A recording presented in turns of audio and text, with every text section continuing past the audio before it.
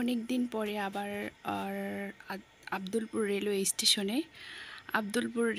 স্টেশনে আমার অনেক স্মৃতি আছে। আব্দুলপুর রেলওয়ে স্টেশন থেকেই আমি হচ্ছে আমার বিয়ের জন্য প্রস্তুতি শুরু করেছিলাম।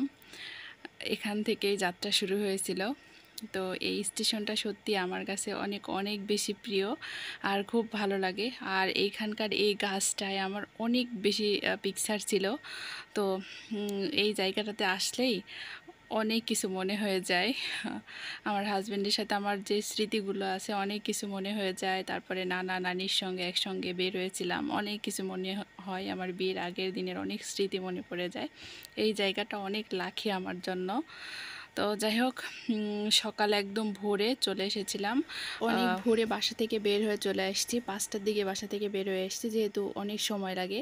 ওই যে একটা কথা আছে না, যদি থাকে বন্ধুর মন গাংপার হইতে লাগে কতক্ষণ। এই কথাটা নাকি আমার নানি অনেক বলতো, আমার মা এখনও বলে, আমার চাচিরা বলে, ফুপুরা বলে, সবাই বলা বলি করে এই বিষয়টা নিয়ে। তো এই বিষয়টা নিয়েই আর কি কথা বলতেছিলাম যে যদি থাকে বন্ধুর মন গাংপার হইতে লাগে কতক্ষণ।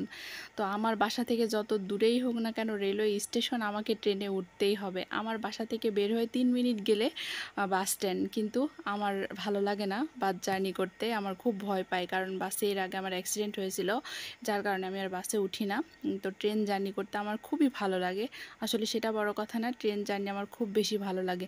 আমার বাড়ি থেকে 20 কিলো দূরে এই রেলওয়ে স্টেশন, সেখানে আমাকে আসতে হবে আর ট্রেন ধরতে হবে, আর ট্রেনে করে জার্নি করতে হবে।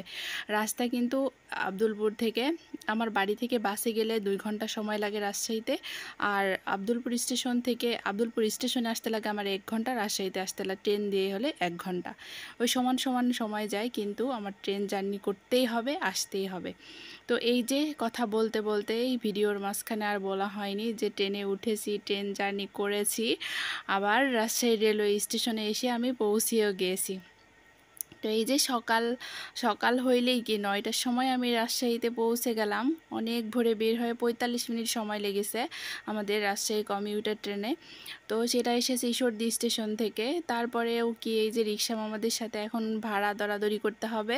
যদিও রাজশাহীর মামাগুলো অনেক ভদ্র, কারণ একবার যদি জিজ্ঞাসা করি মামা ভাড়া কত, কারণ এখানকার ভাড়া যে রাজশাহী রেলওয়ে স্টেশন থেকে মেডিকেল পর্যন্ত 30 টাকা, সেটা সবাই জানে যে 30 টাকা, এটা ছোটো বড় সবাই না। রাজশাহীতে একটা জিনিস আমার খুব ভালো লাগে, তো মামাদের শহর, আমাদেরও শহর, মামাদেরও শহর। এখানে বেশিরভাগ মানুষ চাপায়ের পাওয়া যায়, তারপরেও আছে সব বিভিন্ন ডিস্ট্রিক্টের মানুষ এখানে বসবাস করে। তো একটা মামার সঙ্গে কথা হলো, মামা 40 টাকার কমে যাবে না, যেহেতু আমাকে লক্ষ্মীপুরের মোড় থেকে আর একটু ভিতরে যাইতে হবে। মামা 40 টাকার কম কিছুতেই রাজি হলো না। তারপরে আমি শুরু করলাম হাঁটতেছি আর ভিডিও ফুটেজ নিচ্ছি। আমার তো ভালোই লাগতেছে, কারণ নিজে নিজে ভিডিও ফুটেজ নিই, নিজে নিজে কথা বলি, নিজে নিজেই ছবি তুলি, সব কিছু নিজেকে করতে হয়, কারণ আমি একা, সব সময় একা বের হতে হয়, কারণ বাড়িতে আমার আর কোনো ছোট ভাই বোন নেই যে আমার সঙ্গে নিয়ে আমি বেরোবো, বা চাচাতো মামাতো খালাতো এরকমও কেউ নাই যে তাকে নিয়ে বেরোবো। আর আমার কোথাও একা যেতে খুব বেশি ভালো লাগে, কারণ মনে হয় যেন কেউ সঙ্গে থাকলে তার কেমন যেন একটা মানে বোরিং ফিল হয়, আর কেমন যেন পরাধীন পরাধীন মনে হয়। তো এই যে রাজশাহী রেলওয়ে স্টেশনের সঙ্গে ভাব নিয়ে কিছু হচ্ছে ফুটেজ নিলাম এখানে।